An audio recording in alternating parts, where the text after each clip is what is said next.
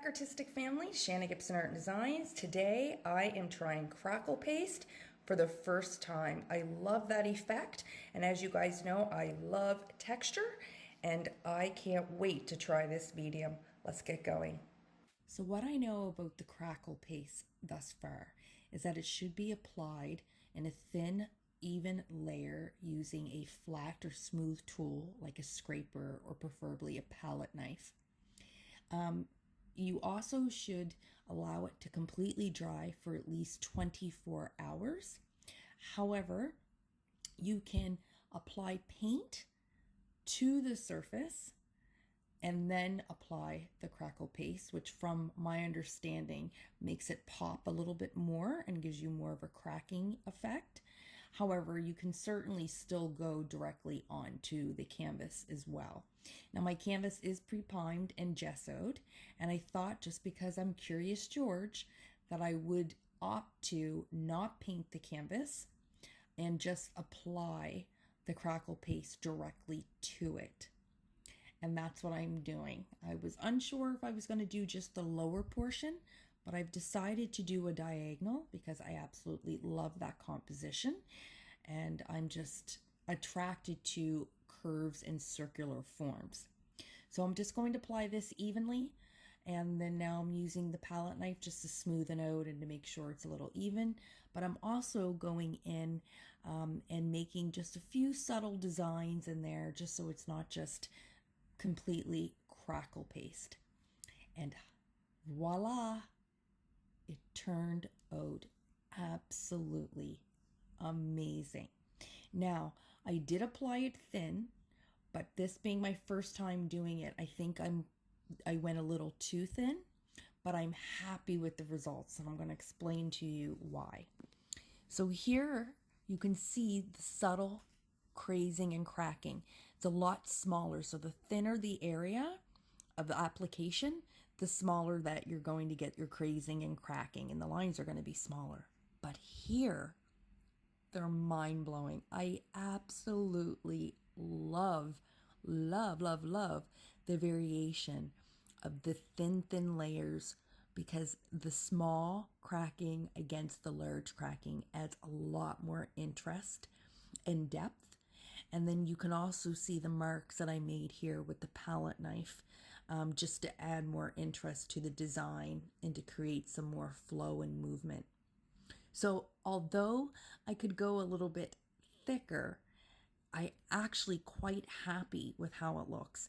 Now I'm going to be playing around with this a lot because I love texture, and I will be painting the background probably the next time I use it. Just to see the variation and the differences between putting like a light coat, undercoat on, and then applying the Crackle paste over top. But I'm a kid in a candy store right now, so let's paint.